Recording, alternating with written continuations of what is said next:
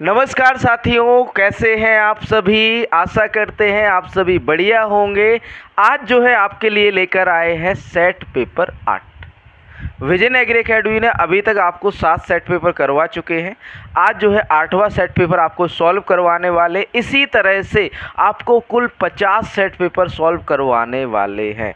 ये जो है आपके जो है फुल लेंथ 50 है और साथ में साथ 50 आपके टॉपिक वाइज। ठीक है, तो टॉपिक वाइज 50 सेट प्लस आपका जो है फुल लेंथ 50 टेस्ट करवाने वाले हैं। तो बढ़िया से जुड़े रहिए विजन एग्री अकेडमी के साथ। यह जो आपके सेट पेपर होंगे पूरे परीक्षा पैटर्न पर आधारित रहने वाले हैं, जिसमें 65 क्वेश्चन कृषि के, आपके जो है 15 क्वेश्चन कंप्यूटर से व आपके 20 क्वेश्चन यूपी जीके से आने वाले हैं। ठीक है, तो बिल्कुल से जो आपका एजीटीए का पैटर्न है उसके अकॉर्डिंग हम लोग चलने वाले हैं। ठीक, और इससे कोशिश ये कहेंगे कि इतने क्वेश्चन करवा दें आप लोगों को कि एक भी प्रश्न बाहर कहीं ना जाए। मतलब ये कहें एग्जाम में 65 में से 60 क्वेश्चन आपके यहीं से बन जाए। ठीक, तो यूपी ट्रिपल एससी एजीटीए कृषि प्राविधिक के लिए प्रैक्टिस सेट 8 जो है आज आपके लिए सॉल्व करवाने वाले हैं।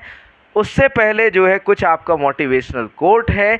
जिंदगी में कुछ भी आसानी से नहीं मिलता, लक्ष्य हासिल करने के लिए संघर्ष करना पड़ता है।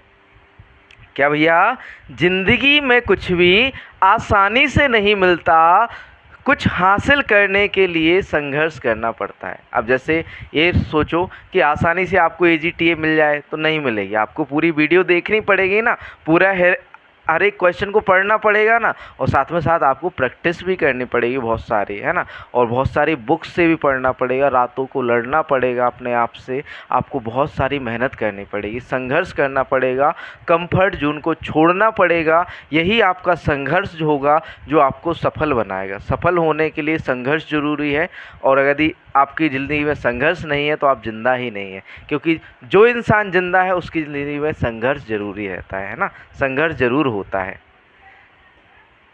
बात करें उड़ान बैच की, जो कि आपका 1 जून से शुरू होने जा रहा है, जिसमें आपको लाइव रिकॉर्डेड क्लासेस मिलने वाली हैं, स्टडी मटेरियल, टेस्ट सीरीज 50+ और आपको जो है 50+ सेट पेपर मिलने वाले हैं, जिसका प्राइस ओनली है 999 रुपये। यदि आप जो है एडमिशन लेना चाहते हैं तो कॉन्टैक्ट कर सकते हैं 7880497104 पर।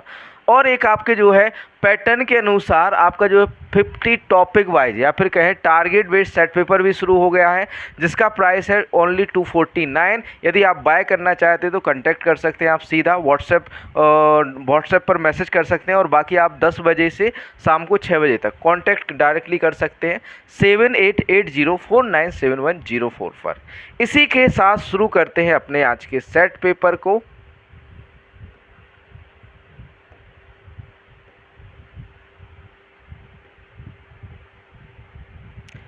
सेट पेपर का पहला प्रश्न, ये आपका सेट पेपर नंबर 8 है। ठीक है, तो बढ़िया से सॉल्यूशन कराएंगे तो सभी लोग बढ़िया से सॉल्यूशन कर, इसको नोट भी करते जाना तो और अच्छा रहेगा, है ना। पहला प्रश्न है, थोड़ा सा जूम कर लिया जाए, है ना।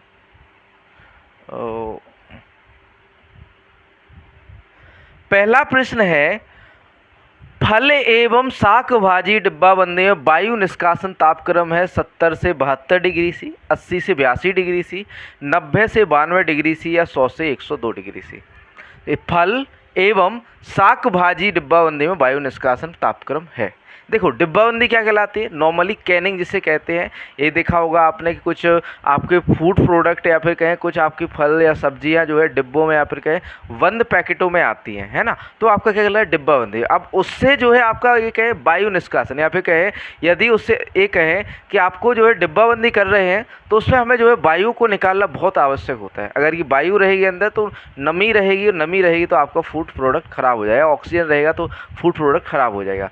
तो हमें क्या करना होता है, उसकी वायु को निष्कासित करना होता है। ठीक है, तो उसके लिए निर्वात की आवश्यकता होती है। तो उसके लिए जो तापमान चाहिए होता है वो चाहिए होता है आपका 80 से 82 डिग्री सेल्सियस। कितना बच्चों, 80 से 82 डिग्री सेल्सियस। कितने के लिए, 7 से 10 मिनट के लिए।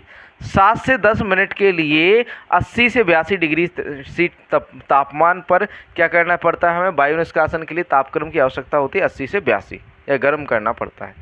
अगला प्रश्न, प्रश्न नंबर 2 दिया हुआ है, निम्न फसल चक्रों में कौन सा फसल चक्र मृदा पोषण के स्तर को बढ़ाता है?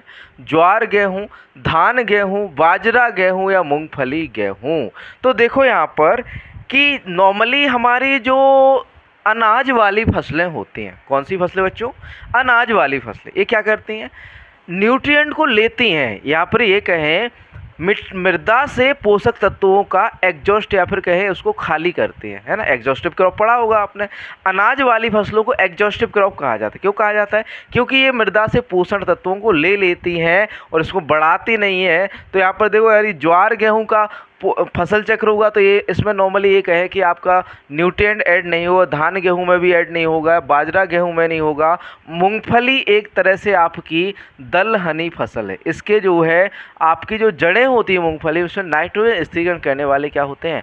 बैक्टीरिया पाया जाता है। क्या पाया जाता है? नाइट्रोजन स्थिर करने वाला राइजोबियम बैक्टीरिया बेसिकली है। तो ये तिलहनी फसल मूंगफली, लेकिन ये लेग्यूमिनेसी या फिर कहें दलहनी कुल में आती है, इसलिए दलहनी भी फसल भी है। ठीक है, तो दलहनी होने के कारण यह क्या करती है? नाइट्रोजन स्थिरीकरण करती है। और साथ में अगर कि हमारी मूंगफली गेहूं ले रहे हैं तो नाइट्रोजन ऐड करने का कार्य कौन करेगा? आपका मूंगफली। न्यूट्रिएंट ऐड करने का या जोड़ने का कार्य कौन करेगा? मूंगफली। बाकी गेहूं क्या करता है? लेता है। तो पोषण स्तर में वृद्धि कौन से फसल चक्र से होगी?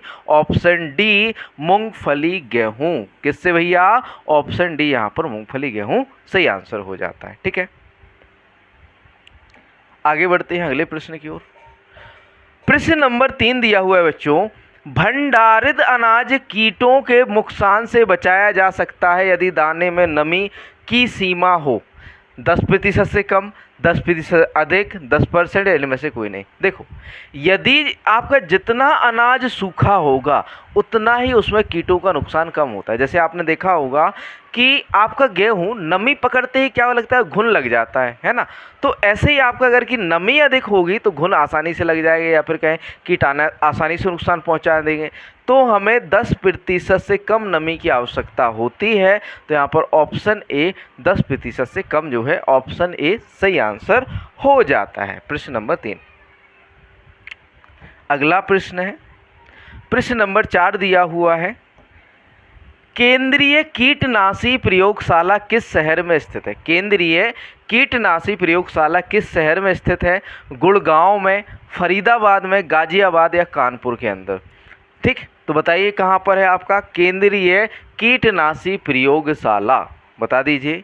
तो जो आपका फरीदाबाद है, कहाँ पर बच्चों? फरीदाबाद उत्तर प्रदेश के अंदर आपका जो है केंद्रीय कीटनाशी प्रयोगशाला स्थित है। अगला प्रश्न, एक कीट के शरीर के 3 अंग कौन कौन से हैं? भैया यहाँ पर पूछा क्या गया है? कीट के शरीर के 3 अंग, सिर, वक्ष, पेट। सिर, पैर और वक्ष, सिर, वक्ष और पंख, इनमें से कोई नहीं। तो देखो, एक तो आपका हेड होता है, ठीक, एक आपका थोरैक्स या वक्ष होता है, एक आपका जो है पेट होता है, एब्डोमेन होता है। ठीक है, तो यहाँ पर ऑप्शन ए सही आंसर होता है, सिर, वक्ष और पेट। एक इसके पार्ट होते हैं बच्चों, आपके कीट के शरीर के अंग होते हैं, 3 अंग होते हैं। ठीक, अगला प्रश्न है प्रश्न नंबर 6 दिया हुआ है बच्चों, किस गण में अपूर्ण मेटामॉर्फोसिस पाई जाती है? या फिर कहें किस ऑर्डर में इनकम्प्लीट मेटामॉर्फोसिस पाई जाती है? लेपिडोप्टेरा में, होमोप्टेरा में, हाइमेनोप्टेरा में, कोलियोप्टेरा में? तो बताएं बच्चों, आंसर क्या होगा? ए, बी, सी या फिर डी? तो बात करें बच्चों सही आंसर की, तो यहाँ पर ऑप्शन बी, हेमेप्टेरा। हेमेप्टेरा में अपूर्ण रूप से मेटामॉर्फोसिस। मेटामॉर्फोसिस क्या कहलाता है? आपका पहले देखो अंडा बनता है, फिर निम्फ बनता है, फिर उसके बाद क्या होता है? आपका वयस्क होता है। तो यदि आपके जो है 4 चरण होते हैं, मतलब कि ये कहें कि अगर ये कंप्लीट मेटामॉर्फोसिस होगी तो उसमें कितने चरण होंगे? आपके 4 चरण होंगे। ठीक, इसमें आपका जो है एक चरण एग, लार्वा और प्यूपा। ठीक, एग, लार्वा, प्यूपा और वयस्क। ठीक, तो यहाँ पर आपके 4 चरण होते हैं, एग, लार्वा, प्यूपा और वयस्क, जिसमें आपकी कंप्लीट मेटामॉर्फोसिस होती है। और जिनमें आपकी इनकम्प्लीट मेटामॉर्फोसिस होती है उनमें 3 चरण होते हैं। कौन से? आपके एग, निम्फ व एडल्ट, 3 चरण पाए जाते हैं। ठीक, किसमें? आपके इनकम्प्लीट मेटामॉर्फोसिस में। आगे बढ़ते हैं अगले प्रश्न की ओर। प्रश्न नंबर 7 दिया हुआ है, जीरो टिल सीड ड्रिल का प्रयोग बोने में होता है मक्का गेहूं फसल पद्धति में गेहूं बोने के लिए, मूंग गेहूं फसल पद्धति में गेहूं बोने के लिए, धान गेहूं फसल पद्धति में गेहूं बोने के लिए, उपरोक्त सभी फसल पद्धतियों में गेहूं बोने के लिए। तो बात करें बच्चों यहाँ सही आंसर की, तो सभी फसल पद्धतियों में आप या चाहे मक्का गेहूं बो रहे हो, चाहे आप मूंग गेहूं बो रहे हो, चाहे धान गेहूं बो रहे हो, गेहूं बोने के लिए हम किसका प्रयोग करते हैं? आपका zero till seed drill. Zero till seed drill, zero till seed drill क्या होता है? इसमें नॉर्मली एक ब्लेड टाइप इंजेक्टर होता है जो सीधा जमीन में या फिर कहें बिना जुती हुई भूमि में बीज को इंसर्ट करता है। बिना, जीरो टिल तो आपने पढ़ी होगी, जीरो टिल मतलब कि बिना जुताई किए आपने बीज को बो देना, क्या कहना है? जीरो टिल सीड ड्रिल कहलाता है, या फिर क्या जीरो टिल सीड ड्रिल द्वारा बुआई कहलाती है। ठीक, आगे बढ़ते हैं अगले प्रश्न की ओर। प्रश्न नंबर 8 दिया हुआ है, धान के थ्रेसर में गहराई करने वाला ड्रम का प्रकार होता है घूंटी प्रकार, छड़ प्रकार, हथौड़ा मिल प्रकार, इनमें से कोई नहीं। तो बताइए आंसर क्या होगा? तो बात करें बच्चों सही आंसर की, तो यहाँ पर गहाई होगा, सॉरी, धान के थ्रेसर में गहाई करने वाला ड्रम का प्रकार होता है घूंटी प्रकार का, छड़ प्रकार, हथौड़ा मिल प्रकार, इनमें से कोई नहीं। बताइए आंसर क्या होगा? बात करें सब बच्चों सही आंसर की, तो यहाँ पर छड़ प्रकार का क्या होता है? ड्रम प्रकार होता है। कैसा होता है? छड़ प्रकार का। ठीक, छड़ प्रकार का ड्रम होता है। ठीक, आगे बढ़ते हैं अगले प्रश्न की ओर। प्रश्न नंबर 9 दिया हुआ है, ग्रो आउट टेस्ट या ग्रो आउट परीक्षण किस लिए किया जाता है? बीजों की भौतिक शुद्धता के लिए, बीजों की अनुवांशिक शुद्धता के लिए, बीज अंकुरण प्रतिशत के लिए, बीज की सुडौलता के लिए, किसके लिए जो है ग्रो आउट टेस्ट किया जाता है? आंसर कीजिए बच्चों। प्रश्न नंबर 9 है, तो जो आपका ग्रो आउट टेस्ट है बीजों की अनुवांशिक शुद्धता के लिए किया जाता है, या फिर कहें बीजों की अनुवांशिक शुद्धता का पता लगाने के लिए जो टेस्ट किया जाता है वो कौन सा टेस्ट कहलाता है बच्चों? ग्रो आउट टेस्ट कहलाता है। आगे बढ़ते हैं अगला प्रश्न। सबसे महंगे बीज की श्रेणी है, सबसे महंगे बीज की श्रेणी है आधारीय बीज, प्रमाणित बीज, ट्रूथफुल लेबल सीड, या फिर कहें जनक बीज। कौन सा बीज जो है महंगा बीज होता है? तो बात करें बच्चों सही आंसर की, तो जो आपका जनक बीज होता है ना, कौन सा भैया? नाभिकीय बीज। कौन सा? नाभिकीय बीज होता है, वो कैसा होता है? सबसे महंगा बीज होता है। अगला प्रश्न, पादप प्रजनक द्वारा विकसित किया किसी प्रजाति के बीज को कहते हैं प्रजनक बीज, प्रमाणित बीज, नाभिकीय बीज या आधारीय बीज। तो जो पादप प्रजनक द्वारा विकसित किया जाता है ना, तो वो कौन सा कहलाता है? आपका प्रजनक बीज। पादप प्रजनक द्वारा विकसित किया गया बीज कौन सा कहलाएगा? प्रजनक बीज कहलाता है। ठीक, अब जैसे हम इसमें जाने कि पहले कौन सा बीज आता है, तो पहले आपका नाभिकीय बीज। पहले आपका कौन सा बीज होता है? नाभिकीय बीज। नाभिकीय बीज से बनता है आपका प्रजनक बीज। नाभिकीय बीज से कौन सा बीज बनता है? प्रजनक बीज। और प्रजनक बीज से बनता है आधार बीज या फाउंडेशनल सीड। आधार बीज से बनता है आपका प्रमाणित बीज। प्रमाणित बीज बनता है। ठीक, तो ये क्रम हो जाता है आपके बीज का बनने का। तो यहाँ पर देखो इस तरह से याद रखिएगा। ठीक, आगे बढ़ते हैं अगले प्रश्न की ओर। प्रश्न नंबर 12 है,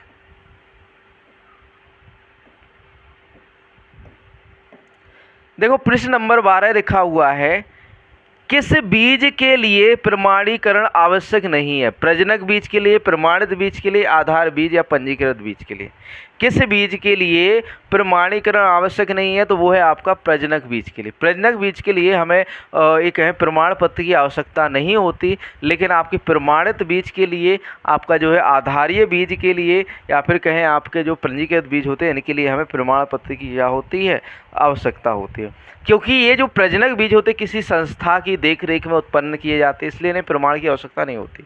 अगला प्रश्न, एक उन्नत किस्म का प्रारंभिक बीज नाम से जाना जाता है प्रजनक बीज, आधारीय बीज, नाभिकीय बीज या पंजीकृत बीज? एक उन्नत किस्म का प्रारंभिक बीज किस नाम से जाना जाता है? तो वो जाना जाता है आपका नाभिकीय बीज। सबसे पहले कौन सा? प्रारंभिक बीज का मतलब कौन सा? सबसे पहले नाभिकीय बीज बनता है ना, दूसरा आपका प्रजनक होता है। ठीक, आगे बढ़ते हैं अगले प्रश्न की ओर।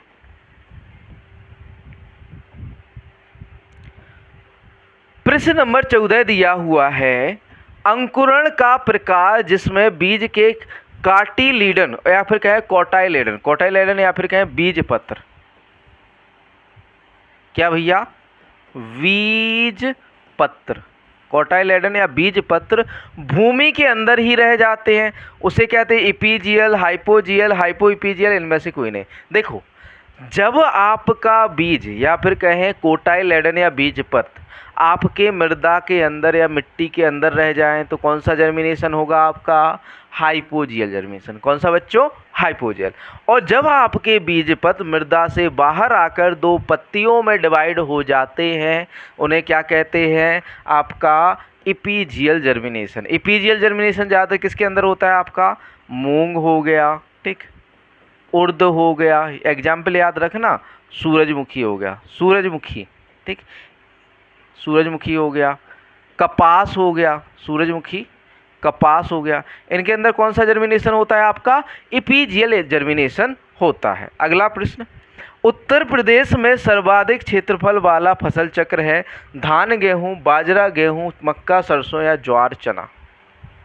सबसे अधिक जो उगाया जाने वाला फसल चक्र कौन सा है, बताइए आंसर। तो बात करें बच्चों सही आंसर की, तो जो आपका उत्तर प्रदेश में जो सर्वाधिक क्षेत्रफल वाला फसल चक्र है वो है आपका धान गेहूं। कौन सा बच्चों, धान गेहूं सर्वाधिक क्षेत्रफल पर उगाया जाता है, ठीक। आगे बढ़ते हैं अगले प्रश्न की ओर। प्रश्न नंबर 16 दिया हुआ है, मक्का, आलू प्लस राई या मूंग की फसल चक्र सघनता क्या होगी, 200%, 300%, 400%, 500%। फसल चक्र सघनता कैसे निकालते हैं, फसल चक्र में फसलों की संख्या, क्या बच्चों, फसल चक्र में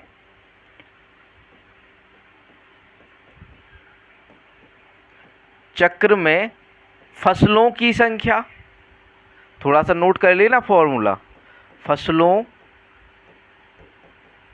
की संख्या, ठीक है, वटे में आ जाएगा आपका फसल चक्र के वर्ष की संख्या, फसल चक्र के वर्ष की संख्या, फसल चक्रों की वर्ष की संख्या। अब यहाँ पर देखो इंटू 100, ये फॉर्मूला होता है फसल चक्र सघनता का, क्रॉपिंग इंटेंसिटी का। यहाँ देखो मक्का एक फसल हो गई, आलू, राई, मूंग। अब यहाँ पर एक चीज़ देखो, आलू और राई, यहाँ पर यदि प्लस का चिन्ह है तो एक ही मतलब फसल मानी जाएगी, एक ही फसल मतलब साथ साथ उगाई जा रही है ना, तो ये एक ही फसल मानी जाएगी। तो 1, 2, 3, यहाँ पर वैसे 4 फसलें हैं, लेकिन आपकी जो है एक आपका जो है फसल चक्र में एक सीजन में 2 फसलें बोई जा रही हैं तो वो एक ही फसल मानी जाएगी, है ना। तो यहाँ पर जो है फसल चक्र में फसलों की संख्या कितनी है, 3 है। फसल चक्र के वर्षों की संख्या देखो, मक्का आपका खरीफ में हो गया, आलू राई आपका रबी में हो गया, मूंग आपकी जायद में होगी। तो फसल चक्र में फसलों की संख्या फसल वर्षों की संख्या कितनी है, 1 है, इंटू 100 कर देंगे तो 300% हमारा क्या आ जाएगा, फसल चक्र सघनता आ जाएगी। कितनी परसेंट आ जाएगी, 300%। ऑप्शन बी यहाँ पर 300% सही आंसर हो जाएगा। यहाँ पर ऑप्शन बी 300%, ऑप्शन बी 300% सही आंसर हो जाएगा। अगला प्रश्न है, उकठा के प्रभावी नियंत्रण हेतु अरहर की सह फसली खेती होनी चाहिए, मूंग के साथ, उर्द के साथ, मक्का के साथ या ज्वार के साथ, बताइए आंसर। तो देखो, उकठा के प्रभावी नियंत्रण के लिए जो आपकी अरहर की सह फसली खेती होनी चाहिए वो किसके साथ होनी चाहिए, ज्वार के साथ होनी चाहिए। किसके साथ होनी चाहिए बच्चों, ज्वार के साथ होनी चाहिए, क्योंकि इसमें जो है ज्वार की फसल में एक अम्ल होता है धूरिन, या फिर कहें न्यूक्लिक एसिड होता है, या फिर कह सकते हैं न्यूसिक अम्ल होता है। क्या होता है, न्यूसिक अम्ल, न्यूसिक अम्ल या धूरिन होता है। किसके अंदर, आपका ज्वार के अंदर धूरिन होता है, जो आपके उकठा रोग को रोकता है या उकठा रोग को बढ़ने से रोकता है। तो यहाँ पर ज्वार के साथ हमें क्या, अरहर को उगाना चाहिए। थोड़ा सा पानी पी लें क्योंकि गर्मी बहुत पड़ रही है, 48 टेम्परेचर है हमारे ललितपुर का।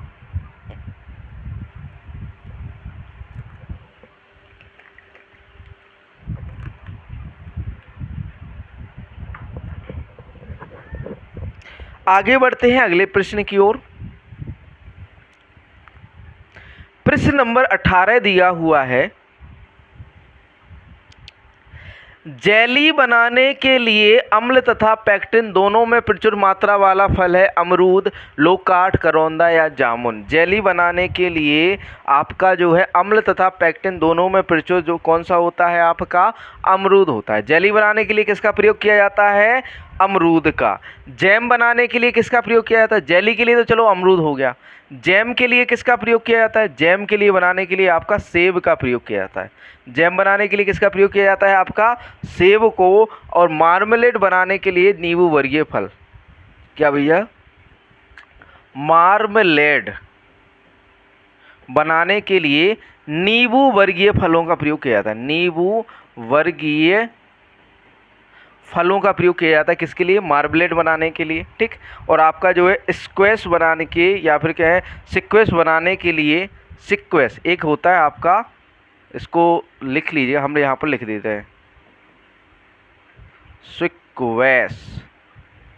सिक्वेश इसके लिए नींबू का भी प्रयोग किया जाता है, सिक्वेश बनाने के लिए नींबू का भी प्रयोग होता है, आपका आम का भी प्रयोग होता है, ठीक, और संतरा का भी प्रयोग होता है किसके लिए, आपका सिक्वेश बनाने के लिए, ठीक। इनको लिख लेना, ठीक। आगे बढ़ते हैं अगले प्रश्न की ओर। प्रश्न नंबर 19 लिखा हुआ है, जेली को सुरक्षित रखने के लिए उसमें मिलाते हैं चीनी, नमक, पोटेशियम मेटाबाइसल्फाइड या फिर कहें सोडियम बेंजोएट। किसको मिलाते हैं आपके जो है जेली को सुरक्षित रखने के लिए, तो नॉर्मली जेली को सुरक्षित रखने के लिए हम चीनी को मिलाते हैं। किसको मिलाते हैं बच्चों, चीनी को, ठीक। तो चीनी को जो है हम मिलाते हैं जेली को सुरक्षित रखने की। आगे बढ़ते हैं अगले प्रश्न की ओर। अगला प्रश्न है प्रश्न नंबर 20, नेशनल हॉर्टिकल्चर बोर्ड कब बना। नेशनल हॉर्टिकल्चर बोर्ड कब बना, 1978 में, 1980 के अंदर, 1984 या 1988 में। तो जो आपका नेशनल हॉर्टिकल्चर बोर्ड है कब बना, आपका 1984 के अंदर। बच्चों लिख लेना, कब बना आपका नेशनल हॉर्टिकल्चर बोर्ड, 1984 में। अगला प्रश्न, अन्न भंडारण के समय दानों में नमी कितनी होनी चाहिए, 15% से अधिक, 10% से कम, 14% से नीचे या फिर कहें 14% से ऊपर। यहाँ पर कह रहा है अन्न भंडारण की बात हो रही है। तो अन्न भंडारण मतलब क्या होता है, आपका अनाज वाली फसलें। अन्न भंडारण से मतलब क्या है बच्चों, अनाज वाली फसलें। तो हमें 14% से कम नमी की आवश्यकता, से नीचे नमी की आवश्यकता होती है किसके लिए, आपके अन्न भंडारण के लिए, ठीक। अगला प्रश्न है प्रश्न नंबर 22 दिया हुआ है, मूंगफली का सर्वाधिक उत्पादन करने वाला देश है। मूंगफली का सर्वाधिक उत्पादन करने वाला देश है रूस, चीन, कनाडा या भारत। कौन सा देश जो है सर्वाधिक उत्पादन करता है किसका, आपका मूंगफली का। तो बच्चों आंसर की बात करें तो वो है आपका भारत। भारत में सबसे अधिक मूंगफली उत्पादन होता है। अगला प्रश्न, धान गेहूं फसल प्रणाली मुख्य फसल प्रणाली है समुद्री क्षेत्रों की, पश्चिमी भारत की, उत्तरी भारत की या दक्षिणी भारत की। धान गेहूं फसल प्रणाली मुख्यतः किस क्षेत्र की फसल प्रणाली है, तो बच्चों ये है आपकी उत्तरी भारत की। उत्तरी भारत ये कहें कि आपका जो पंजाब का क्षेत्र है, हरियाणा का क्षेत्र है, या आपका उत्तरी क्षेत्र उत्तर प्रदेश का क्षेत्र है, ठीक है। यहाँ पर जो है धान गेहूं फसल चक्र अपनाया जाता है। अगला प्रश्न, प्रश्न नंबर 24 दिया हुआ है, कई वर्षों तक एक ही खेत में एक ही फसल बार बार उगाना कहलाता है एकल फसली कृषि, एकमात्र फसली कृषि, बहुफसली कृषि या शुद्ध फसली कृषि। मोनोक्रॉपिंग, सोल क्रॉपिंग या मल्टीपल क्रॉपिंग।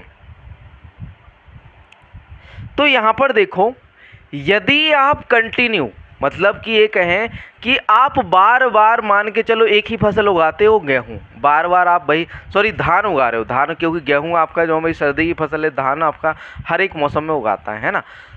तो यदि आप हर एक ये कहें कि बार बार आप एक ही फसल लगाते हो, वो है आपका धान।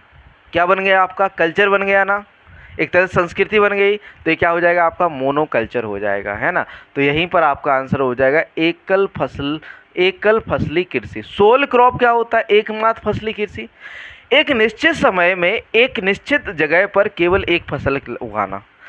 एकमात्र फसली कृषि क्या कहलाता है? एक निश्चित समय में एक निश्चित स्थान पर केवल एक ही फसल को लगाना आपका क्या कहलाता है? एकमात्र फसली कृषि या सोल क्रॉपिंग कहलाता है। बहुफसली कृषि, दो या दो से अधिक फसलों को एक साथ उगाना आपका बहुफसली कृषि कहलाता है। और शुद्ध फसल क्या कहलाता है? आपके नॉर्मली एक ही खेती, एक ही फसल की खेती या शुद्ध फसल खेती कहलाता है ना, या फिर शुद्ध रूप से एक ही फसल को बोना। ठीक, यहाँ पर आंसर वो आपका हो जाता है ऑप्शन ए, एकल फसली कृषि। ठीक, आगे बढ़ते हैं अगले प्रश्न की ओर। प्रश्न नंबर 25 दिया हुआ है, क्वेश्चन नंबर 25। उत्तर प्रदेश को कितने सस्य जलवायु क्षेत्रों में बांटा गया है? उत्तर प्रदेश को कितने एग्रो क्लाइमेटिक जोन में बांटा गया है? 9, 10, 8 या 20? देखो, भारत को जो है 15 कृषि जलवायु क्षेत्रों में बांटा गया, भारत को 15, लेकिन जो आपका उत्तर प्रदेश है इसे कितने 9 कृषि जलवायु क्षेत्रों में बांटा गया। कितने क्षेत्रों में? 9 कृषि जलवायु क्षेत्रों में बांटा गया है। पहला है आपका भावर एवं मैदानी जोन या फिर कहें मैदानी क्षेत्र, मध्य पश्चिमी मैदानी क्षेत्र, दक्षिणी पश्चिमी अर्ध शुष्क क्षेत्र, मध्य मैदानी क्षेत्र, बुंदेलखंड क्षेत्र, उत्तरी पूर्वी मैदानी क्षेत्र और पूर्वी मैदानी क्षेत्र और विंध्य जोन या फिर कहें विंध्य क्षेत्र। अगला क्वेश्चन, दीर्घ दीप्तिकाली पादपों की कितने दीप्तिकाल घंटे की आवश्यकता होती है? 10 घंटे से कम, 14 घंटे से अधिक, 18 घंटे से अधिक या 20 घंटे से अधिक।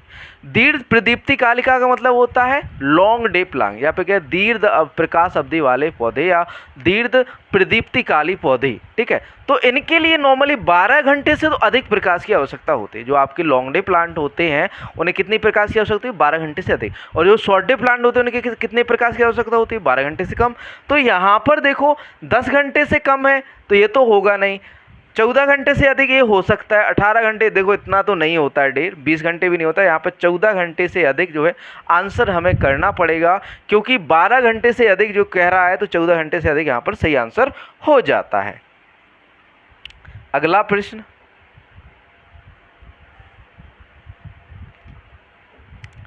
प्रश्न नंबर 27 लिखा हुआ है। प्रश्न नंबर 27, ग्लाइकोलिसिस की क्रिया केवल होती है, ग्लाइकोलिसिस की क्रिया केवल होती है ऑक्सीजन की उपस्थिति में, ऑक्सीजन की अनुपस्थिति में, ए व बी दोनों, इनमें से कोई नहीं। बताइए आंसर क्या होगा? क्वेश्चन नंबर 27 है, आंसर बता दीजिए बढ़िया से। प्रश्न नंबर 27, ए, बी, सी या फिर डी, क्या होगा यहाँ पर सही आंसर? तो बात करें बच्चों सही आंसर की तो यहाँ पर ऑप्शन सी दोनों हो जाता है। ऑक्सीजन की उपस्थिति व अनुपस्थिति में दोनों में ही आपका क्या होता है? ग्लाइकोलाइसिस का क्या होता है? निर्माण होता है। ठीक, अगला प्रश्न, किस प्रकार के पौधों में रात्रि के समय रंध्र खुलते हैं? कैम पौधों में, C3 पौधों में, C4 पौधों में, इनमें से कोई नहीं। तो कैम पौधों में रात्रि के समय रंध्र खुलते हैं। किन पौधों में आपके रात्रि के समय रंध्र खुलते हैं? कैम पौधों में। अगला प्रश्न,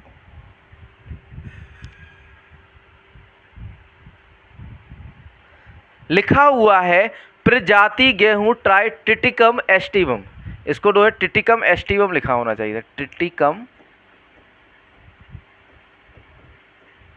एस्टिवम। टिटिकम एस्टिवम के 42 गुणसूत्र है, ऐसे में उसमें कितने लिंकेज समूह होते हैं? मतलब यदि 42 गुणसूत्र हैं तो कितने लिंकेज समूह होते हैं? तो भैया उसमें होते हैं आपके 21। कितने लिंकेज समूह होते हैं आपके? 21। 2n बराबर कितना? 42 होगा, n बराबर 21 होगा। अगला क्वेश्चन, अनुवांशिकी शब्द का नाम दिया गया था बैटसन द्वारा 1905 में, मेंडल द्वारा 1862 में, जॉनसन द्वारा 1905, डी ब्रीज द्वारा 1907। आंसर कीजिए, ए, बी, सी या फिर डी।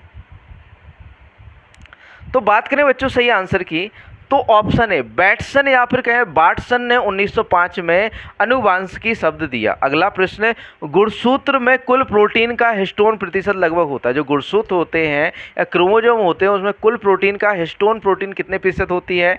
80%, 85, 90 या फिर कहें 95। तो बात करें बच्चों सही आंसर की तो 95% हिस्टोन प्रोटीन पाई जाती है। किसके अंदर? क्रोमोसोम के अंदर।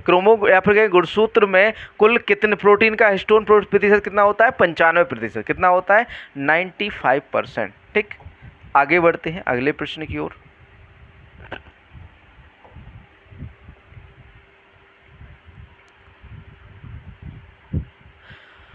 प्रश्न नंबर 32 दिया हुआ है, पत्तियों द्वारा प्रजनन होता है बेगोनिया में, हाइड्रिला में, चमेली में या सभी में।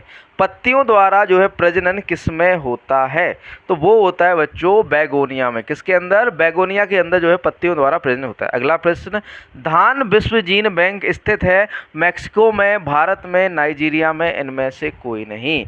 धान जीन बैंक, विश्व धान जीन बैंक कहाँ पर स्थित है? तो यहाँ पर देखो इनमें से कोई नहीं सही आंसर है, क्योंकि धान जीन बैंक कहाँ पर स्थित है? फिलीपींस में स्थित है। फिलीपींस में स्थित है आपका धान जीन बैंक। कहाँ पर स्थित है बच्चों? फिलीपींस के अंदर। ठीक। अगला प्रश्न, प्रश्न नंबर 34 दिया हुआ है, निम्न में से कौन एलील का उदाहरण है? ए, बी और टी, कैपिटल टी और कैपिटल टी, कैपिटल टी और स्मॉल टी, एक्स और वाई, कौन जो है एलील का उदाहरण है? तो बात करें बच्चों सही आंसर की, तो option C, T, single T और आपका कैपिटल टी और स्मॉल टी। अगला क्वेश्चन, मसूर में कायक गुणसूत्रों की संख्या होती है? मसूर में कायक गुणसूत्रों की संख्या होती है 14, 16, 20 या 24। तो जो मसूर होती है उसके अंदर गुणसूत्रों की संख्या कितनी होती है? 14 होती है। और एक चीज़ जरूर याद रखना बच्चों कि जो आपकी रबी दलहनी फसलें होती हैं इनमें जो गुणसूत्र संख्या होती है वो हमेशा 14 होती है, और आपकी जो खरीफ दलहनी फसलें होती हैं उनका जो गुणसूत्र या क्रोमोसोम संख्या होती है वो कितनी होती है? आपकी 22 होती है खरीफ वाली में, है ना। तो यहाँ पर देखो चना का भी आपका कितना होता है? 14 होता है। चना का भी क्रोमोसोम नंबर कितना होता है? 14 होता है। ठीक है। मटर का भी कितना होता है? आपका 14 होता है। मटर का भी कितना होता है? मटर का भी 14 होता है। और आपका जो है मसूर का भी 14 होता है। ठीक। अगला प्रश्न, प्रश्न नंबर 36 की बात करते हैं।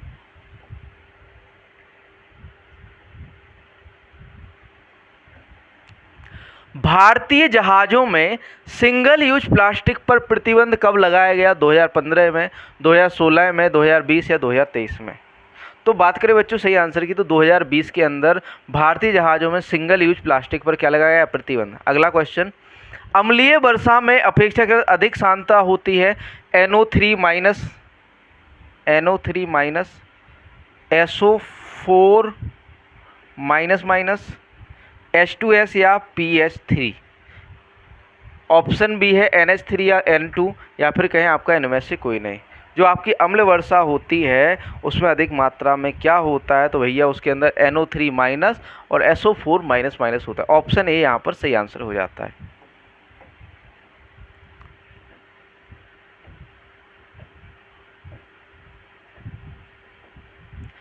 प्रश्न नंबर 38, 38वां प्रश्न दिया हुआ है यहाँ पर, भारत में एकीकृत वाटरशेड विकास कार्यक्रम कब से प्रारंभ है? 2005-06 में, 2007-08 में, 2009-10 या फिर कहें 2003-04 में? कब जो है भारत में एकीकृत वाटरशेड प्रबंधन या विकास कार्यक्रम जो है कब से प्रारंभ हुआ है? बताइए आंसर। 38 क्वेश्चन है, आंसर करिएगा बढ़िया से। तो बात करें बच्चों सही आंसर की, 2009-10 में शुरू किया गया था। कब शुरू हुआ था? 2009-10 में। अगला क्वेश्चन, मोल जल निकास किसे कहते हैं? नालियों के माध्यम से निकास, पाइप से जल निकास, टंकी में पानी इकट्ठा करना, इनमें से कोई नहीं। मोल जल निकास किसे कहते हैं भैया? तो भैया जो आपकी नालियों के माध्यम से निकास किया जाता है, जो नालियों के माध्यम से जल निकास किया जाता है उसे हम क्या कहते हैं? मोल निकास कहते हैं। आगे चलते हैं अगले प्रश्न की ओर। प्रश्न नंबर 40 है, मृदा की जलीय चालकता समानुपाती है किसका? रंध्र के अर्धव्यास के, किसका? रंध्रता के, आपके पूर्ण रंध्रता के, या जल धारण क्षमता के? मृदा की जलीय चालकता अनुपात समानुपात होती है। किसके समानुपात होती है? तो भैया ए होती है आपकी केशिका रंध्रता के, केशिका रंध्रता या फिर कहें आपका कैपिलरी पोरोसिटी। अगला क्वेश्चन, कौन सी सिंचाई प्रणाली उच्चतम सिंचाई क्षमता उपलब्ध कराने के लिए जानी जाती है? पृष्ठीय विधि, उप पृष्ठीय विधि, छिड़काव विधि या टपक विधि? तो नॉर्मली आपकी जो है उच्चतम सिंचाई क्षमता जो होती है आपकी वो किसकी? आपकी टपक विधि या फिर कहें ड्रिप इरिगेशन की होती है। किसकी भैया? ड्रिप इरिगेशन या फिर कहें टपक सिंचाई की जो है अधिक क्या होती है, सिंचाई क्षमता होती है। आगे बढ़ते हैं, अगला प्रश्न।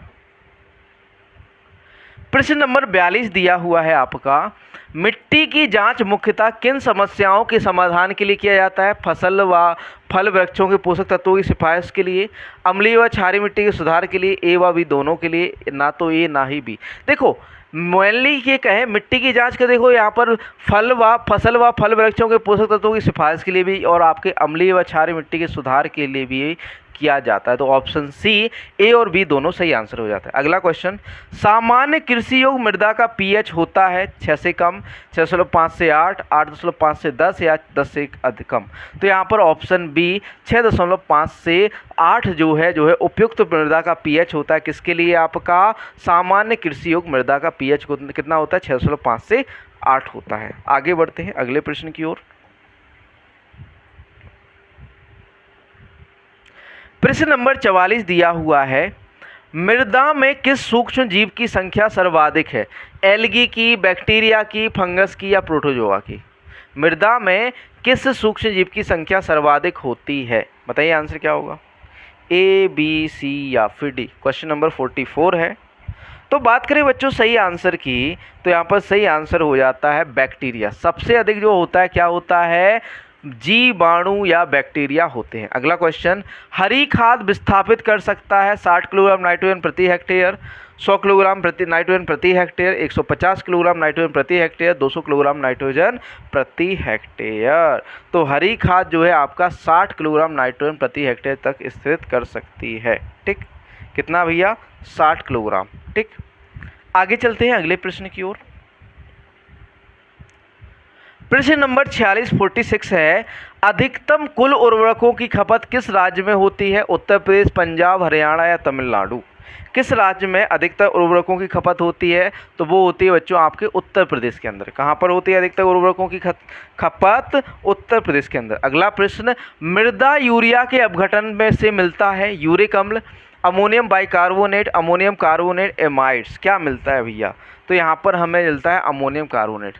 मृदा यूरिया के अपघटन से क्या मिलता है? हमें अमोनियम कार्बोनेट की प्राप्ति होती है। किसकी प्राप्ति होती है? Ammonium carbonate. अगला प्रश्न, मिट्टी में कैल्शियम की अधिक उपलब्धता पैदा करती है नाइट्रोजन की कमी, फास्फोरस की कमी, पोटेशियम की कमी या उपरोक्त सभी की कमी। तो यदि मृदा में अधिक नाइट्रोजन हो जाता है, क्या होता है, सॉरी, मिट्टी में अधिक कैल्शियम हो जाता है तो आपके फास्फोरस की कमी हो जाती है। अधिक जो है कैल्शियम की उपलब्धता क्या पैदा करती है? आपकी फास्फोरस की कमी पैदा करती है। ठीक, आगे बढ़ते हैं अगले प्रश्न की ओर। प्रश्न नंबर 49 दिया हुआ 49, मृदा का गहरा रंग लक्षण है इसके अधिक उत्पादकता का, इसके कम उत्पादकता, इसके उत्पादकता में कोई परिवर्तन नहीं, इसमें कोई नहीं, इनमें से कोई नहीं। बताइए आंसर क्या होगा। मृदा का जो गहरा रंग होता है वो इसकी अधिक उत्पादकता को बताता है। क्या बताता है? अधिक उत्पादक। जितनी गहरी मृदा होगी या फिर कहें जितना गहरा रंग होगा उतना ही उसमें क्या होगा? कार्बनिक पदार्थ होगा। इसलिए जो है जितनी गहरे रंग की मृदा होगी उसकी उत्पादकता उतनी ही अधिक होगी। अगला प्रश्न, मृदा उर्वरता का ह्रास होता है लगातार फसलों के उगाने से, उर्वरकों के असंतुलित प्रयोग से, आवश्यकता से अधिक सिंचाई से, उपयोग सभी से। तो देखो आपकी जो मृदा उर्वरता का ह्रास होता है वो नॉर्मली ये कह सकते हैं कि सभी से, लगातार फसलों को उगाओगे तो भी आपकी उर्वरता ह्रास होगी, उर्वरकों के असंतुलित प्रयोग करोगे तो भी मृदा उर्वरता का ह्रास होगा, आवश्यकता से अधिक सिंचाई करेंगे तो भी आपकी मृदा उर्वरता क्या हो जाएगी? कम हो जाएगी। ठीक, आगे बढ़ते हैं अगले प्रश्न की ओर। प्रश्न नंबर 51 दिया हुआ है, भारतीय गांव सर्विस प्रोग्राम किसने शुरू किया था? भारत सरकार ने, विनोबा भावे ने, WH बीसर ने, स्पेंसर हैच द्वारा। किसके द्वारा जो है भारतीय गांव सर्विस योजना, इंडियन विलेज सर्विस प्रोग्राम जो है शुरू किया गया था? तो यह शुरू किया गया था 1948 में WH बीसर द्वारा। किसके द्वारा शुरू किया गया था? 1948 में WH बीसर द्वारा। अगला प्रश्न, परिणाम प्रदर्शन या फिर कहें रिजल्ट डेमोन्स्ट्रेशन प्रसार शिक्षा के किस सिद्धांत पर आधारित है? देखो और विश्वास करो, करके सीखो, आत्मनिर्भर बनो, स्वयं की मदद करो। तो नॉर्मली आपका देखो और सीखो, परिणाम यानी रिजल्ट देखो उसका और फिर उस पर विश्वास करो। तो पहले रिजल्ट फिर उस पर विश्वास। तो यहाँ पर ऑप्शन ए सही आंसर हो जाता है। ठीक, तो जो आपका परिणाम प्रदर्शन है, ठीक है, किस पर जो है निर्भर है आपका, सॉरी यहाँ पर देखो और विश्वास करो पर नहीं, यहाँ पर करके सीखो। किस पे बच्चों? करके सीखो। ठीक है, तो यहाँ पर रिजल्ट के साथ करके सीखो, यहाँ पर ऑप्शन बी सही होगा, आपका ए सही नहीं होगा। ठीक है, तो परिणाम प्रदर्शन प्रसार शिक्षा के किस सिद्धांत पर आधारित है? आपका करके सीखो पर। आगे बढ़ते हैं अगले प्रश्न पर। प्रश्न नंबर 53 दिया हुआ है आपका, प्रसार शिक्षा का आधारभूत तत्व है मनुष्य स्वयं, मनुष्य का पर्यावरण, मनुष्य निर्मित साधन या उपरोक्त सभी। बताइए आंसर क्या होगा? तो देखो, एक तो देखो आधारभूत मनुष्य स्वयं भी है, मनुष्य का पर्यावरण भी है, आसपास के लोग कैसी रहन सहन है, मनुष्य निर्मित साधन भी है, उपरोक्त सभी यहाँ पर सही आंसर हो जाता है।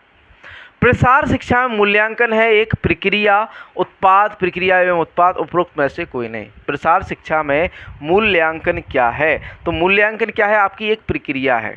प्रसार शिक्षा में मूल्यांकन क्या है? एक प्रक्रिया। अगला प्रश्न, जवाहर रोजगार योजना देश में लागू हुई थी अप्रैल 1988 में, अप्रैल 1989 में, अप्रैल 1990, अप्रैल 1991 में। जवाहर रोजगार योजना कब लागू हुई थी? आंसर कीजिएगा। तो जो आपकी जवाहर रोजगार योजना है अप्रैल 1989 में शुरू हुई थी। कब शुरू हुई थी? जवाहर रोजगार योजना अप्रैल 1989 में, 1989 में। आगे बढ़ते हैं अगले प्रश्न की ओर। अगले प्रश्न की ओर बढ़ने से पहले थोड़ा सा वाटर या फिर कहें जल ग्रहण कर लिया जाए, क्योंकि गर्मी बहुत है और प्यास बहुत लग रही है।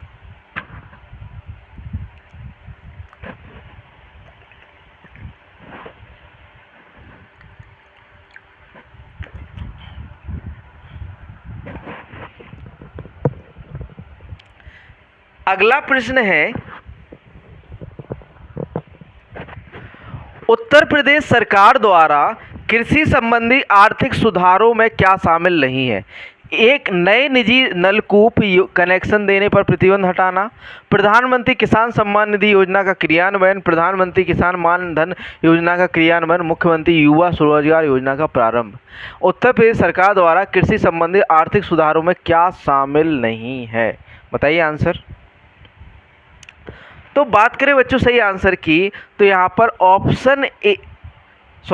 ऑप्शन डी मुख्यमंत्री युवा स्वरोजगार योजना का प्रारंभ, ये जो है आर्थिक सुधारों में शामिल नहीं है। ठीक, ऑप्शन डी यहाँ पर सही आंसर हो जाता है।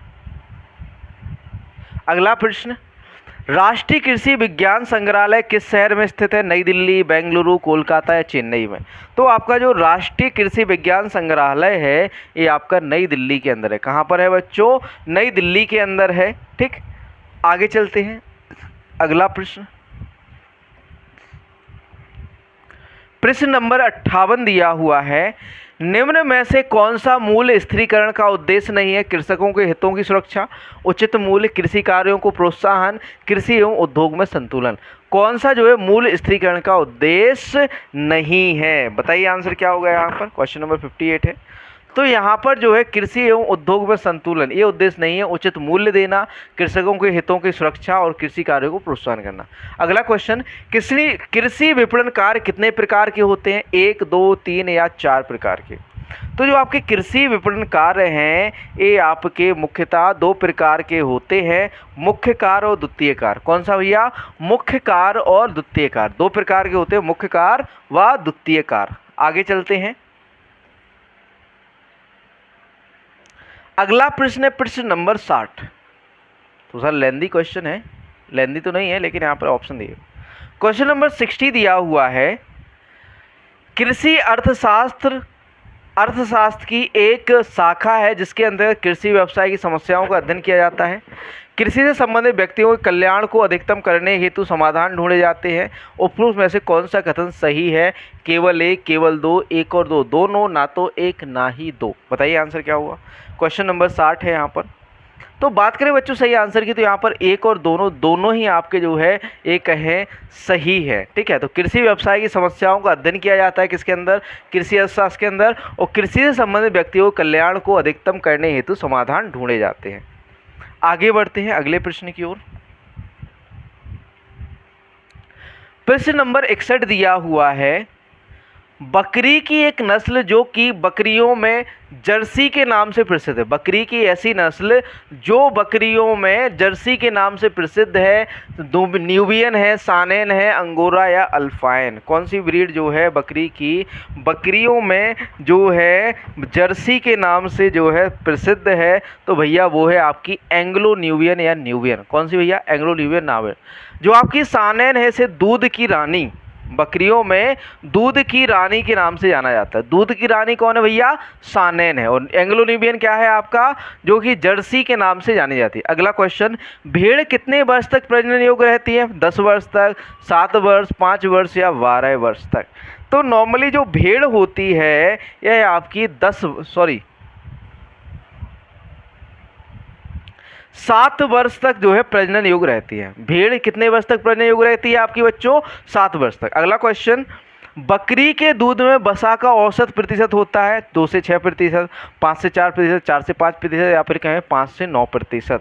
तो बकरी के दूध में औसत जो वसा होती है बच्चों वो होती है ऑप्शन सी 4 से 5%। कितनी वसा होती है आपकी, 4 से 5%। अगला क्वेश्चन, मुर्गी की लेगहॉर्न नस्ल प्रसिद्ध है मांस के लिए, भारी शरीर के लिए, अंडा उत्पादन के लिए, अंडा व मांस उत्पादन दोनों के लिए। किसके लिए जो है फेमस है आपकी, लेगहॉर्न किस्म की नस्ल किसकी, आपकी मुर्गियों की। तो ये नॉर्मली आपके अंडा उत्पादन के लिए जानी जाती है। कौन सी, आप फिर कहें एग प्रोडक्शन के लिए जानी जाती है आपकी मुर्गी की लेगहॉर्न नस्ल। अगला क्वेश्चन, रानीखेत रोग किस विषाणु द्वारा फैलता है, फाउल हॉर्पर्स, पैरामैक्सो वायरस, एपीपॉक्स या पिकारना विरिडी एंटोरो वायरस। किसके द्वारा जो है आपका ये कहें कि रानीखेत रोग जो है किस विषाणु, पैरामैक्सो वायरस के द्वारा जो है फैलाया जाता है आपका, या फिर फैलता है कौन सा आपका, रानीखेत रोग। आगे चलते हैं अगले प्रश्न की ओर। प्रश्न नंबर 66। अब यहाँ पर देखो एग्रीकल्चर समाप्त हो जाती है और आपका जो है कंप्यूटर वाला पोर्शन स्टार्ट हो जाता है। यहाँ पर 15 प्रश्न हम कंप्यूटर के पढ़ने वाले हैं। देखो लिखा हुआ है ALU arithmetical logical unit. ALU का फुल फॉर्म क्या होता है, अर्थमेटिकल लॉजिकल यूनिट। ALU निम्नलिखित का पार्ट है CPU, CU, मेमोरी का या इनमें से कोई नहीं। जो आपका ALU होती है ये नॉर्मली किसका पार्ट होता है, आपका CPU का पार्ट होता है। किसका भाग होता है आपका, CPU का। आगे चलते हैं अगला प्रश्न। प्रश्न नंबर 67 दिया हुआ है यहाँ पर, विच of the following is a super computer developed by India. निम्नलिखित से कौन सा भारत द्वारा विकसित सुपर कंप्यूटर है, बेननेगेज, ऑनसेप, पिक्सर या परम युवा 2। कौन सा जो है भारत द्वारा विकसित सुपर कंप्यूटर है, 67 क्वेश्चन है। तो आपका जो परम युवा 2 है, परम युवा 2 जो है भारत ने विकसित किया है। किसने भैया, परम युवा 2 भारत ने विकसित किया है। आगे बढ़ते हैं अगले प्रश्न की ओर। प्रश्न नंबर 68 दिया हुआ है 68। Which delivery mode is an example of a cloud computing environment that provide users with a web based email services. कौन सा वितरण मोड क्लाउड कंप्यूटिंग वातावरण का एक उदाहरण है जो उपयोगकर्ताओं को वेब आधारित मेल सेवा, ईमेल सेवा प्रदान करता है। Software as a service, software as a service, platform as a service, computing as a service या फिर कहें इंफ्रास्ट्रक्चर एज अ सर्विस। कौन सा जो है प्लेटफॉर्म जो है ईमेल सेवा प्रदान करता है उपयोगकर्ताओं के लिए। तो बात करें बच्चों सही आंसर की, तो option A software as a service. कौन भैया, सॉफ्टवेयर एज अ सर्विस यहाँ पर सही आंसर हो जाता है। अगला प्रश्न है प्रश्न नंबर 69 है, in NLP the conference resolution is defined as the NLP में कॉन्फ्रेंस रेसोल्यूशन को परिभाषित किया जाता है टास्क एनाफोरा रेसोल्यूशन, कंप्यूटर तर्क को निर्धारित करने वाला का कार्य, मशीनी अनुवाद का कार्य या फिर कहें एक टेक्स्ट में एक ही इकाई को संबोधित करने वाला या संदर्भित करने वाला सभी अभिव्यक्तियों को खोजने का कार्य। बात करें यहाँ पर बच्चों सही आंसर की, तो यहाँ पर सही आंसर आपका हो जाता है ऑप्शन डी। एक टेक्स्ट में एक ही इकाई को संदर्भित करने वाले सभी अभिव्यक्तियों को खोजने का कार्य क्या कहलाता है? आपका एनएलपी में कॉन्फ्रेंस रेजोल्यूशन को परिभाषित करता है। एनएलपी में आपका कॉन्फ्रेंस रेजोल्यूशन को क्या करता है? परिभाषित करता है। आगे चलते हैं अगले प्रश्न की ओर। प्रश्न नंबर 70 दिया हुआ है, विच of the following is the correct full form of DDA? DDA का सही फुल फॉर्म क्या है? बताइए answer. Digital display analyser, digital differential analyser, display digital analyser या डिस्प्ले डिफरेंशियल एनालाइजर। तो आपका जो डीडीए होता है उसे हम डिजिटल डिफरेंशियल एनालाइजर कहते हैं। क्या कहते हैं बच्चों? Digital differential analyser, digital differential analyser के नाम से जानते हैं। अगला प्रश्न, प्रश्न नंबर 71, क्वेश्चन नंबर 71। प्रश्न नंबर 71 दिया हुआ है, सूचना प्रौद्योगिकी के संदर्भ में नई उपयोगी जानकारी प्राप्त करने के लिए पहले से मौजूद बड़े डेटाबेस की जांच की प्रक्रिया को कहा जाता है सिम्युलेटिंग, माइनिंग, रिसोर्सिंग या हैविंग। तो बात करें बच्चों सही आंसर की, तो इसे हम क्या कहते हैं? माइनिंग कहा जाता है। किसे भैया? सूचना प्रौद्योगिकी के संदर्भ में नई उपयोगी जानकारी प्राप्त करने के लिए पहले से मौजूद बड़े डेटाबेस की जांच की प्रक्रिया को क्या कहते हैं? माइनिंग कहते हैं। क्या कहते हैं बच्चों? माइनिंग। ऑप्शन बी सही आंसर। अगला प्रश्न, प्रश्न नंबर 72 है, full form of SVG is? SVG का पूरा रूप है serial viewable graphics, standard video graphics, simple visual graphics या स्केलेबल वेक्टर ग्राफिक्स। बताइए आंसर क्या होता है? तो यहाँ पर जो है option D scalable vector graphic जो है एसवीजी का क्या होता है? एसवीजी का फुल फॉर्म होता है। आगे बढ़ते हैं अगले प्रश्न की ओर। प्रश्न नंबर 73 दिया हुआ है, 73वां प्रश्न, what is the full form of DHCP? DHCP का फुल फॉर्म क्या होता है? नेटवर्किंग सिस्टम में, नेटवर्किंग सिस्टम में डीएचसीपी का पूरा नाम क्या है? Display house control protocol, dynamic host control point, dynamic host configuration protocol या डाटा होस्ट कंट्रोल पैनल। बात करें बच्चों यहाँ सही आंसर की, तो यहाँ पर option C dynamic host configuration protocol जो है सही आंसर हो जाता है। आगे बढ़ते हैं अगले प्रश्न की ओर। प्रश्न number 74,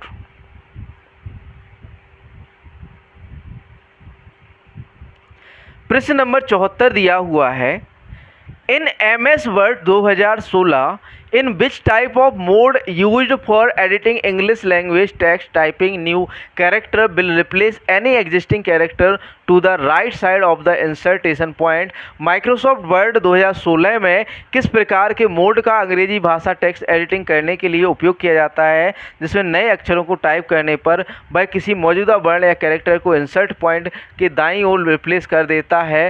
right type mode, insert mode, over insert mode या ओवर टाइप मोड क्या कहा जाता है? तो बात करें बच्चों सही आंसर की, तो option D over type mode कहा जाता है। क्या कहा जाता है? Over type mode. अगला प्रश्न, प्रश्न नंबर 75 दिया हुआ है यहाँ पर।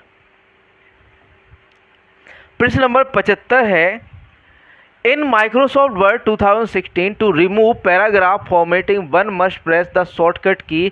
माइक्रोसॉफ्ट वर्ड 2016 में पैराग्राफ फॉर्मेटिंग हटाने के लिए कौन सी शॉर्टकट कुंजी या शॉर्टकट की दबानी होगी? Ctrl+Y, Ctrl+M, Ctrl+J या Ctrl+Q? कौन सी जो है शॉर्टकट की दबानी होगी? तो यहाँ पर जो है Ctrl+Q दबानी होगी। क्या भैया? Ctrl+Q। आगे बढ़ते हैं अगला प्रश्न, the default zoom level in Word is set at? Word में डिफ़ॉल्ट जूम का स्तर कितने पर सेट कर रहता है? 0, 125, 100% या 1%? कितने परसेंट पर जो है डिफ़ॉल्ट जो है आपका जूम का स्तर कितने पर सेट रहता है? बताइए आंसर। तो नॉर्मली आपका जो जूम स्तर होता है वो 100% पर सेट रहता है हमेशा। अगर जब वर्ड फाइल खोलोगे तो आपको जो पेज जो होगा 100% जूम ही दिखेगा। अगला प्रश्न, which of the following is not an archive format? इनमें से कौन सा संग्रह प्रारूप नहीं है? टार, जिप, .xlsx या RAR, रेयर? बताइए आंसर क्या होगा? 77। तो बात करें भैया .xlsx जो है संग्रह प्रारूप नहीं है। अगला question, which of the following which of the following is a टिनी digital camera generally use in video chats और वीडियो कॉन्फ्रेंसिंग। वीडियो चैट या वीडियो कॉन्फ्रेंसिंग उपयोग होने वाला छोटा डिजिटल कैमरा निम्न में से कौन सा है? Joystick, light pen, web camera या फिर कहें MICR। बताइए आंसर क्या होगा। तो बात करें बच्चों सही आंसर की, तो यहाँ पर 78 का वेब कैमरा सबसे छोटा या फिर कहें वीडियो कॉन्फ्रेंसिंग में उपयोग होने वाला छोटा डिजिटल कैमरा है। आगे बढ़ते हैं अगले प्रश्न की ओर। प्रश्न नंबर 79 दिया हुआ है, internet initially started as, internet की शुरुआत के रूप में की गई थी TCP IP experiment, TCP IP प्रयोग में अमेरिकी सुरक्षा बलों के नेटवर्क बेल प्रयोग के शोध वैज्ञानिकों के एक दल द्वारा उपरोक्त सभी के योगदान से। तो बात करें बच्चों सही आंसर की, यहाँ पर सही आंसर होता है अमेरिकी सुरक्षा बलों के नेटवर्क को जोड़ने के लिए जो है आपका इंटरनेट की शुरुआत की गई थी। अगला प्रश्न, प्रश्न नंबर 80, क्वेश्चन नंबर 80 दिया हुआ है यहाँ पर। प्रश्न नंबर 80 दिया हुआ है,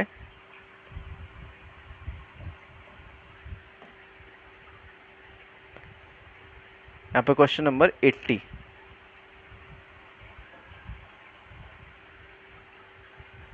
ठीक, लिखा हुआ है AN is an interface between the user and hardware. उपयोगकर्ता और हार्डवेयर के बीच एक इंटरफेस है, मेमोरी, ऑपरेटिंग सिस्टम या स्क्रीन या फिर कहें आपका कमांड।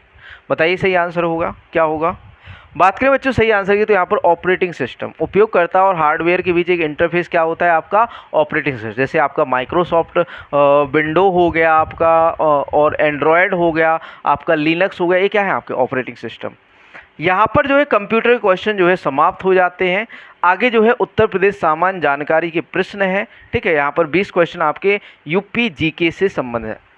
यूपी जीके का पहला क्वेश्चन और सेट पेपर का 81वां प्रश्न है, प्रशासनिक सुविधा के लिए उत्तर प्रदेश सरकार, उत्तर प्रदेश में कितने शहरी निकाय हैं? 1000, 980, 1020 या 915। कितने शहरी निकाय हैं उत्तर प्रदेश के अंदर? बताइए आंसर क्या होगा यहाँ पर। तो यहाँ पर जो है 915 क्या है आपके शहरी निकाय हैं उत्तर प्रदेश के अंदर। कितने निकाय शहरी निकाय हैं बच्चों? 915।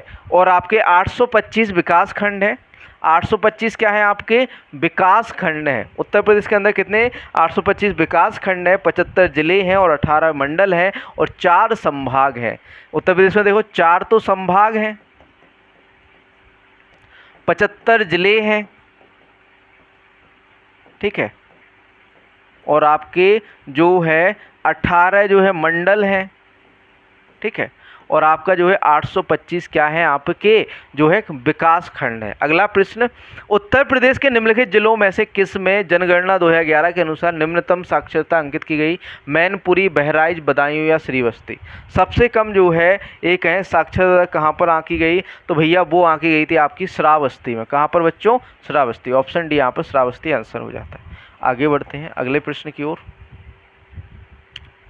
क्वेश्चन नंबर 83 है, भारत की जनगणना 2011 के अनुसार उत्तर प्रदेश के निम्नलिखित शहरों में से कौन सा शहर मिलियन शहर नहीं है? आगरा, प्रयागराज, मेरठ, मुरादाबाद। तो यहाँ पर जनसंख्या की दृष्टि से आपका जो मुरादाबाद है यहाँ पर मिलियन में जनसंख्या नहीं है। अगला क्वेश्चन, कल्प योजना संबंधित प्राथमिक शिक्षा से, माध्यमिक शिक्षा से, उच्च शिक्षा से या प्राविधिक शिक्षा से? कल्प योजना किससे संबंधित है? तो भैया ये संबंधित आपकी प्राथमिक शिक्षा से। कल्प योजना किससे संबंधित है? प्राथमिक शिक्षा से। अगला question, Uttar Pradesh railway police में कुल कितने अनुभाग हैं? 6, 7, 4 या 5? तो आपका जो उत्तर प्रदेश रेलवे पुलिस है इसमें कितने? 6 अनुभाग है। कितने अनुभाग हैं आपके? 6 अनुभाग हैं। कौन कौन से हैं अनुभाग? मुरादाबाद, आपका लखनऊ, गोरखपुर, प्रयागराज, आगरा, झांसी। कितने? मुरादाबाद, लखनऊ, कानपुर, गोरखपुर, प्रयागराज, आगरा और झांसी। 6 अनुभाग जो है रेलवे पुलिस के हैं। आगे चलते हैं अगला प्रश्न। प्रश्न नंबर 86 है, भारतीय चारागाह एवं चारा अनुसंधान संस्थान स्थित बहराइच में, रांची, झांसी या पटना में? तो ये आपका झांसी के अंदर स्थित है। अगला प्रश्न, उत्तर प्रदेश की कौन सी निम्नलिखित जनजाति दीपावली को शोक के रूप में मनाती है? सहरिया, बैगा, परहिया या थारू? कौन सी जनजाति जो है आपके दिवाली को शोक के रूप में मनाती है? तो भैया थारू जनजाति जो है दिवाली को शोक के रूप में मनाती है। कौन सी जनजाति बच्चों?